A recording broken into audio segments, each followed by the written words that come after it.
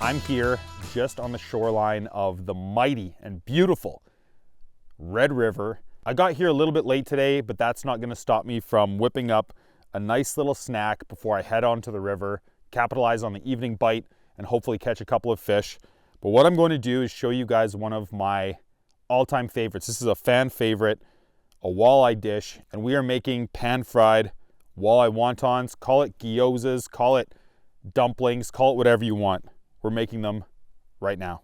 So this is a fairly straightforward one. If you've ever been to your favorite Japanese restaurant and had pan-fried gyozas, which a gyoza is essentially the same thing as a wonton or a dumpling. So wontons, gyozas, dumplings, they're all fairly similar. Preparation methods could alter a little bit. I'm doing a pan-fried method today, but this is a fantastic way to use some walleye meat and really any fish meat that you pull out of the water. But this is just such a fantastic snack to share with friends. You can make a batch of them. You can put them in the freezer, save them for later, bring them out on fishing trips. Awesome for that. So we're mixing up some ingredients. We've pulverized some walleye in the food processor, blended that up until almost a paste, not quite a paste consistency. You want it to have a little bit of chunk to it as well, but just pulse that in your blender. I cut it up into chunks, pulsed it in the food processor, and now I'm just gonna mix my other ingredients into it. And once everything's mixed up, I've got these dumpling wrappers, and we'll just take these out individually, wrap them up. I'll show you how to do that, and then get everything onto a hot pan to sear them, steam them, and then sear them. And they get a really nice brown crust on them. Just one of the greatest things of all time, a crunchy noodle. So here we go, let's get into it. What we need for this is some blended up fish meat. I've got about 2 walleye fillets, about a whole fish, around a pound of meat. And going into there is going to be some chopped scallion, which is a green onion. We've got garlic, ginger, salt, and white pepper. If you don't have white pepper, you can easily use black pepper. Some sesame oil. I really like that flavor in there. Toasted sesame oil just has a really nice warm flavor to it. And a bit of cornstarch will help to bring everything together and hold that meat together when it steams inside of your dumplings. And to dress it on top, you can really do whatever you want. They're great as is. Some soy sauce on there is amazing. And I've just got some crispy chili oil that I've made, and I'll probably be eating them with this stuff. Walleye meat is chopped up and ready to go. I'm just going to take my green onions. I'll take about 3 of them, put the rest aside. And what I'm going to do is take the green tops. So I'm just going to chop these really fine, and I'll save these for later for garnishing afterwards.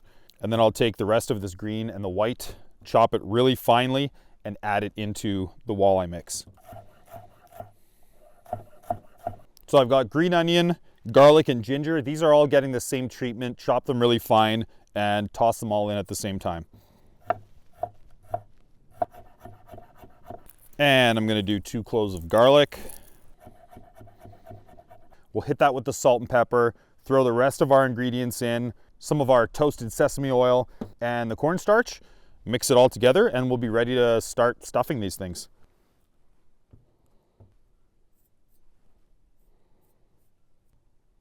And I'm going in with about a teaspoon of cornstarch. And now we just mix it up.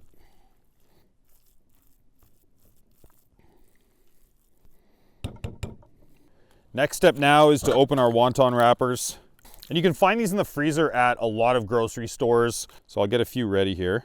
One of the things you want to keep in mind while you're working with these is keep them dry, but when you're sealing up the edges, you want a little bit of water to dip your fingers into just to help everything stick together. So I'll get some water into this dish and have that ready. And there are a ton of different ways that you can wrap these. I like to take a spoonful of my mix, throw it down in the middle, wet the edges. There's just a simple folding procedure, very similar to a pierogi, but you can do a little bit of a pleating as you go along. The pleating just makes them look a little more fancy, and I'm gonna show you how to do that. So I like to start by taking one, making a little bit of a circle with my fingers, and throwing the wrap right on top. Then I'll take a spoonful, nothing crazy. I'm gonna say about a tablespoon, and throw that right down in the middle. And once we have our filling, wet your finger and just give yourself a little bit of moisture around the edge of your wrapper. And all you want to do is squeeze it, fold it in half similar to a pierogi, and you want to burp the air out as you do so, and pinch the edge nice and tight. And while you go along, you can just, again, make sure your fingers are a little bit wet the outside of that lip, and do a little bit of a fold and pleat action as you seal up that wrapper. And when you get to the end, just give it a bit of a pinch. Pinch it real good if they're cold. And there you have it, a sealed up gyoza.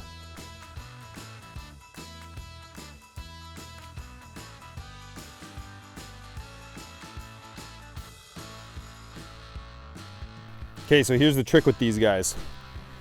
We want that oil nice and hot. We'll just lay them down in the oil so they can start to crisp up. And like I said, a little pinch of water.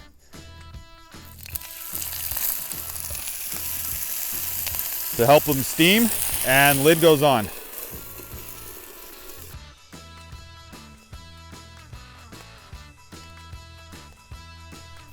So you can see that these are nice and steamed now. We've got that brown crust going on the bottom. And once the last bit of water has evaporated, then they're ready to eat.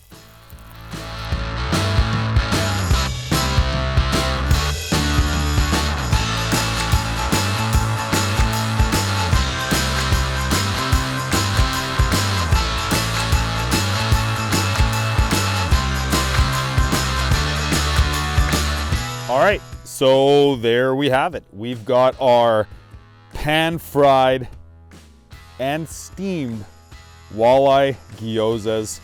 These are something that you will for sure make more than once.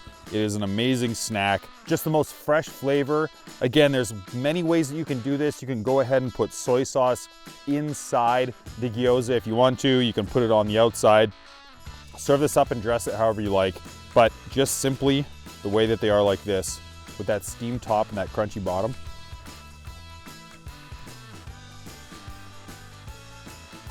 Such a delicious way to enjoy your walleye catch, or any fish for that matter. I'm gonna go ahead and crush all of these. If you're looking for the recipe for this and more information on how to make these, go ahead and click the blog post link below, and I'll catch you next time.